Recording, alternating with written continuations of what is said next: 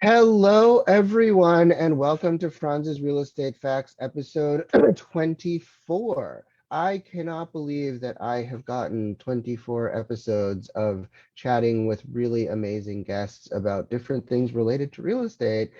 And that's really amazing and awesome. And I'm super, super happy and excited about it. And it is the summer, and I was at the beach and I saw all of these like people with amazing beach bodies. And I was like, one of the things that comes up for me, especially when, working with sellers or working with buyers, is, as I've said so many times, buying or selling a home, real estate transactions are stressful. And one of the things that I know I do when I am stressed is I eat. I stress eat. And I don't like stress eat tomatoes and salad. I like stress eat cake and potato chips and and chocolate chips and brownies and stuff that is not going to have me have an amazing beach body. So I thought, why not bring in somebody I know who is a mindful weight coach who can help us understand what can you do when you're under stress to maybe manage your weight or at least maintain your weight, and also from the real estate perspective, what can you do in your home? How can you as a homeowner or a person living somewhere set up your home so that it encourages you to manage and maintain your weight as opposed to encouraging you to eat your stress, right? So I am here today with Betty Brink, who is really just an amazing, amazing, amazing person. She is an expert on the mental and emotional aspects of dieting and body image. She is also a published author and has written The Main Meal, The New Perspective on Weight Loss. And she just demonstrates practical ways and empowers her clients and people, presumably people who are going to be listening, on just making conscious choices in diet and life and relationships with food or people and anything along those lines. She, I did not know this, Betty Brink also has a Master's of Business Administration, an MBA, and is now a national board certified health and wellness coach. She has spoken on TEDx about her weight journey and also is the founder of the Main Meal Weight Management Weekly Support Group. Betty is probably one of the few guests that I have had that actually like wrote out a bio that I read, because she has so much stuff to say, or there's so much stuff to say about her that I just felt bio, read it, everything's there. I hope I did you a justified and appropriate introduction. And Betty, thank you so, so much for being with us. I know that you're super busy and have so much going on. So you taking out the time to talk to us is awesome, and I appreciate it.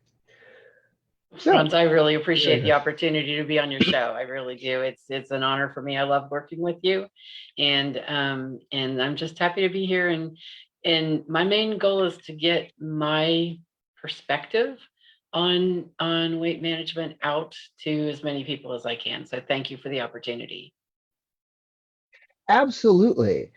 So, I think maybe one place to start with you just I mean, we're going to talk about real estate and we're going to talk about all of this other stuff, but I know that you have a really interesting story in terms of weight management, and I think that it might be helpful for the listeners or viewers to hear at least a small part of that to understand why you take a different approach to weight management. Sure. So my weight journey started when I was, I don't know, about 12, when my mother started patting my tummy and saying, "Oh, you're getting a little tummy there." And she had a thing about not being overweight and took me to a doctor when I was a junior in high school for my first diet. And from that point on, I was either dieting or gaining or dieting or gaining for the next 20 years.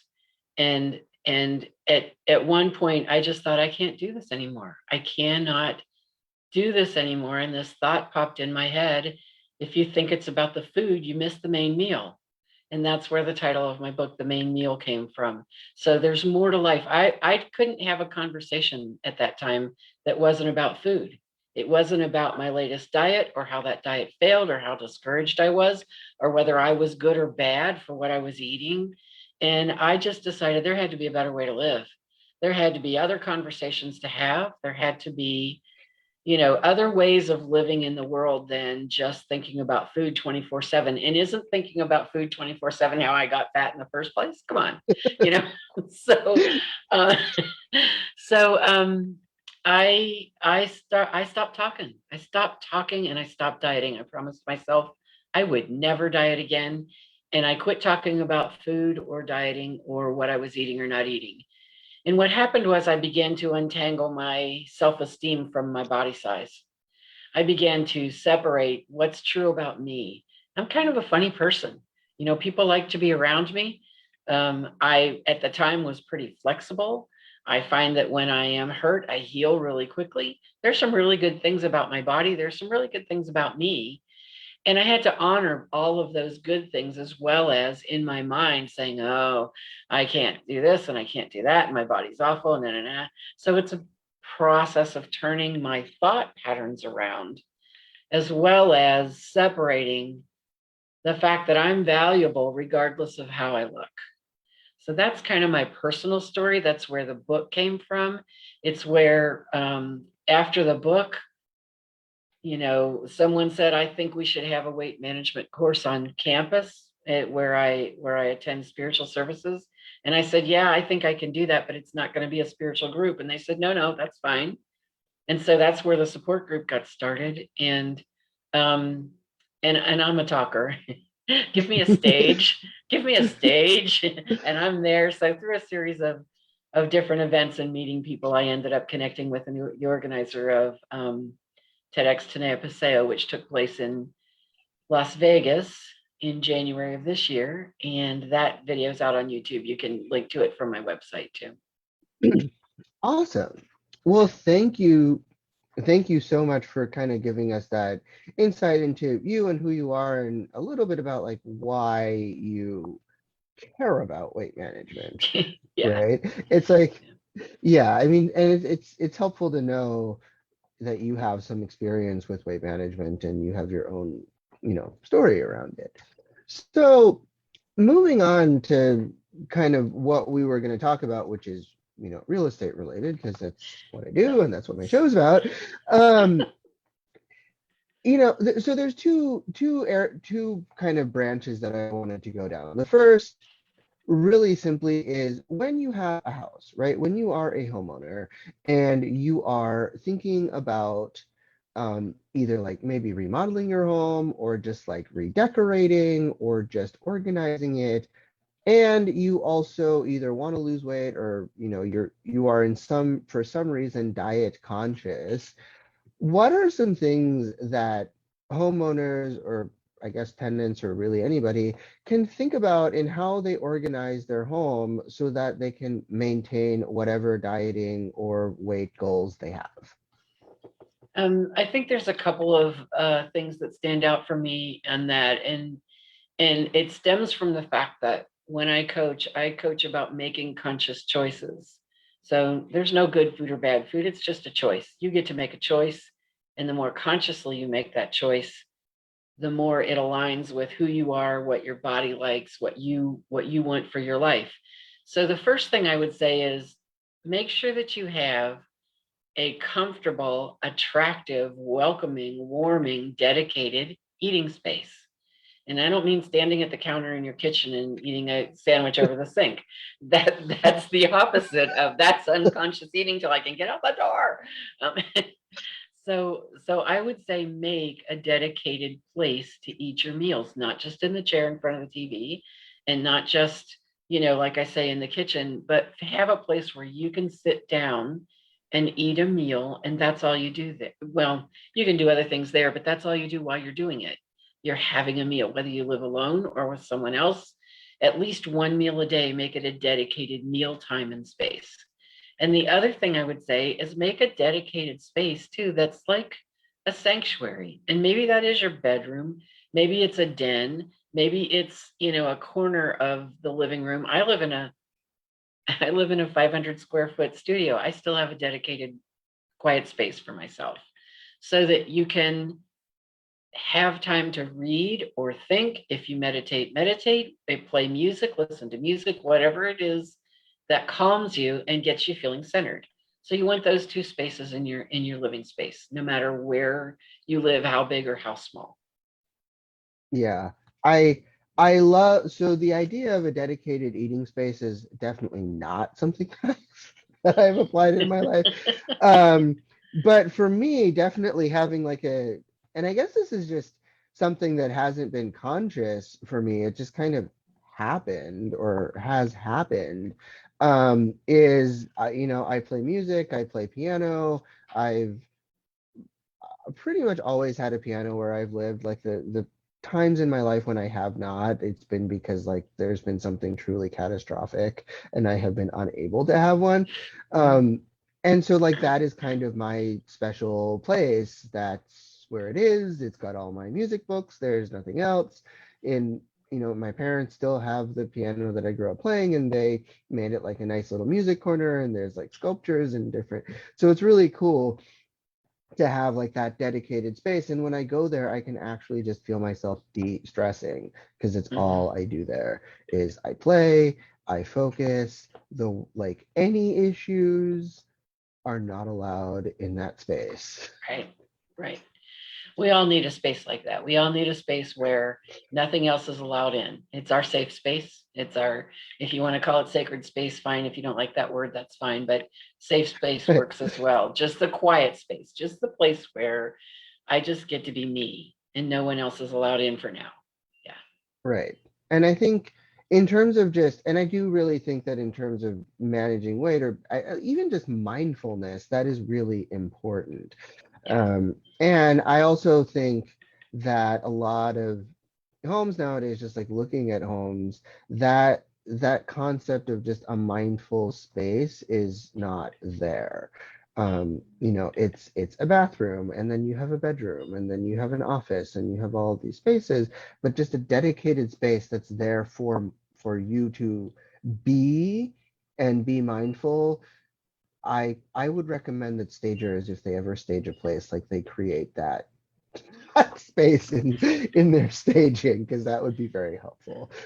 It would, and I know that some people listening might be thinking about the woo woo space with all the candles and the statues and all the things that look a little weird to some people that look beautiful to other people. And what I'm thinking of is just a really welcoming, peaceful, not cluttered, easy little space. If it's a little place in front of a window, if there's a porch and you've got a nice little setting on the porch, whatever, if whatever it is, that it be somewhere in the house that maybe it doesn't scream, this is my meditation spot, but people walk into it and they feel it. They go, that kind of staging is what you're looking for. Exactly. Yeah. I have a friend who's a judge, and she is, I think she's Japanese or is of Japanese descent. So in her courtroom, she created basically just like the quiet corner. So attorneys came in and had to do a motion, or clients came in or whatever, they there was just a space. It was a quiet corner. It wasn't, woo-woo-y or, spiritual or whatever. It was just a space that you created where people can go and just sort of find their center. Yeah. Everybody has one. Yeah, whether you know it or not, you've got one. And if you Whether or and not, when you yeah, no matter how you get there, or if you don't know how to get there, when you get there, you know it. exactly. Yeah. So that's really helpful to know. And also this idea of a mindful space to eat, I think is really, really helpful.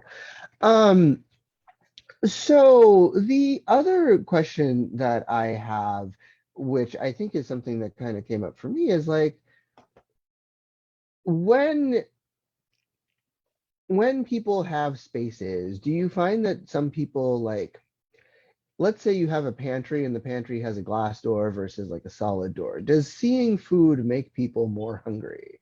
Is that Oh, something that you might want to think about in your space? um, I don't know. There might be science behind that. I know watching food on TV makes me hungry. Um,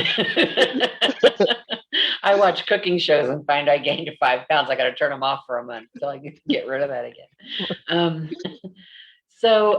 what I would say about a pantry with a glass door is that you got to keep that neat and tidy all the time. I don't know about you, but in my pantry, the food's always rotating in and out. I want to change it up. Sometimes I want to stuff it full. Sometimes it looks empty. But if I have a glass door, that's basically a knickknack shelf. That's not food. Because I don't want my house to look like a grocery store. If your food pantry has a glass door on it, then you look like you've got grocery shelves in there. Why would you do that? That's not what I want in my Yeah, home. I think that's a fair point. And I mean, I think for at least for me, seeing food makes me be like, oh, there's food I can eat, as opposed to there's no food. Or like it's just a solid door and I'm not necessarily thinking about it. Not necessarily thinking about it, because here's the other thing about there is food or there's no food is that there is a psychological thing that goes on where and I live it every day. When my pantry and my refrigerator are full, I feel um, reassured. I feel comfortable. I feel safe. I don't feel a sense of lack. And so I can relax about what I eat, when I eat it, how much I have to eat. When it's the day before or the day I'm going to the grocery store and everything's empty, I get frantic. There's not enough to eat. I don't have enough food. It's going to run out. I'll never have another meal again. And you get this primitive mind going on that you have to go out and hunt the buffalo. And it's like, no. And then I come home from the store and I eat far more in a day than I would have eaten, in 3 days, because I'm trying to make up for the lack that's there. So there's a thing about not waiting to go to the store till everything's gone, just psychologically. And I'm not a psychiatrist. I'm not a psychologist. I'm not going to claim that. But there is a head game that goes on with always knowing there's something there. And to that point, you talked about stress eating in the beginning. What Hmm. I would do and what I do for myself is I keep in the house the types of quick go to finger foods that support me, that support my body, digestive system, and my body weight, so that when I am impulse eating or I'm stress eating, I've got a go to food. I've got something there. And and then just give yourself a break. If you're buying or selling, really stressful period of time in your life, sometimes you're out of your element, sometimes you've staged your house so that all the stuff you would normally keep there isn't there. Give yourself the freedom to relax your own rules. We make up our own rules for eating and our eating habits and our diets. We're not terrible people if we don't follow those rules. We are coping with our lives if we don't follow those rules. They need to be relaxable and stretchable. Absolutely. I think that's one of the really important aspects. And what I found in various aspects of my life, regardless of weight management or not, is, if I tell myself, okay, I'm a terrible person for not having met my goals, or I'm a terrible person for not having done whatever thing that I said I was going to do, then I sort of take on this identity of being a terrible person. And then I'm just Mm-hmm. like, well, I don't need to do any of the things that I thought I was going to do. I can just like completely go off the rails versus, I'm like, okay, there were these things going on and that's why this happened. Then I can be like, okay, I'm not a terrible person. Like there are circumstances, and so I can make up for it. Like I can see when these circumstances come up, and I can do something. I can do something different. So that sort of, I mean, again, to bring in like a slightly woo-woo term, but like this concept of self-compassion, right? We're It all goes generally back to in the nice. beginning where we talked about the self-talk, because Right. we really, really need to affirm ourselves and affirm our positive points rather than beat ourselves up. You don't beat up a baby for not knowing how to walk the first time it tries to get up. You just don't. We encourage, we accept that we're learning, we accept our choices. We gotta be, we're our own biggest critic. So we have to be easier on ourselves than we're used to being. And that's getting rid of the black and white thinking. It's all or nothing. It's getting rid of the negative self-talk. And we can do it. It's people say, oh, humans are just that way. We all do that. You can't, well, yes, you can. You can turn it around. It takes practice. Yeah. It takes practice, but you can turn it around. Yeah. I definitely think that that's important. It takes practice, being kind to yourself. And so other than kind of all, I mean, we talked about a lot of different things and went in a lot of different directions. Yeah. Um, but what do you feel are sort of the main takeaways that you'd like our listeners to have now, just kind of thinking about houses and their living space and weight management? What are some things that you'd really like them to walk away with, or yes, possibly walk away with after having listened to our show? Well, I hope you get the sense that that being aware is the most important thing, of making conscious choices in what we say to ourselves and what we choose to eat and how we stage our homes. Just not doing things by um, rote, by as like a machine or like a robot. We want to be conscious about what we're choosing to do, to say, to think, and to eat, and to put in our homes or arrange our homes, and that we can do this. We've got this. We are capable, creative, imaginative, whole human beings, and we have everything inside of us that we need to succeed. And so, um, ease up on the shaming and blaming. Let it go. When you're if you're changing home, whether you're buying or selling, recognize that that's outside of the norm, and you know let the boundaries move. So it's be conscious, be aware, and be easy on yourself. That's what I would say. Absolutely. Well, thank you for that inspiring last sort of thought. And what I always ask my guests at the end of the show is, if our listeners think that you are as awesome as I think you are, how can they get a hold of you? So my website is the main meal wms.com, and that's the main meal for weight management support. That's what the WMS stands for. So the main meal wms.com. And my phone number's on there. You can contact me by email through the website. You can see what services I provide. I have a weekly blog that comes out. I have a free email subscription you can sign up for. How to join the support group is on there. And a link to buy my book is on that website. So it's all there in one little package, and a link to the TEDx talk. Excellent. That is perfect. Well, thank you so much for being with us today, Betty. And do you have any closing thoughts or Um, inspirational quotes? I um, don't know. thank you for putting me on the spot, Frantz. No, but I will give you my little tagline. My feeling is, and it is a line from my book, that no matter what changes you're making to your life, it's a game of solitaire, but it should never be played alone. Get support, get friends, get whoever you find to support you, but we're not alone. You're not alone in this. Awesome. Well, thank you so much, Betty. And, next week we will have, I am sure, another awesome and amazing guest to give us some other real estate facts. I will see you all next week. Bye. Bye. Thank you. Bye bye.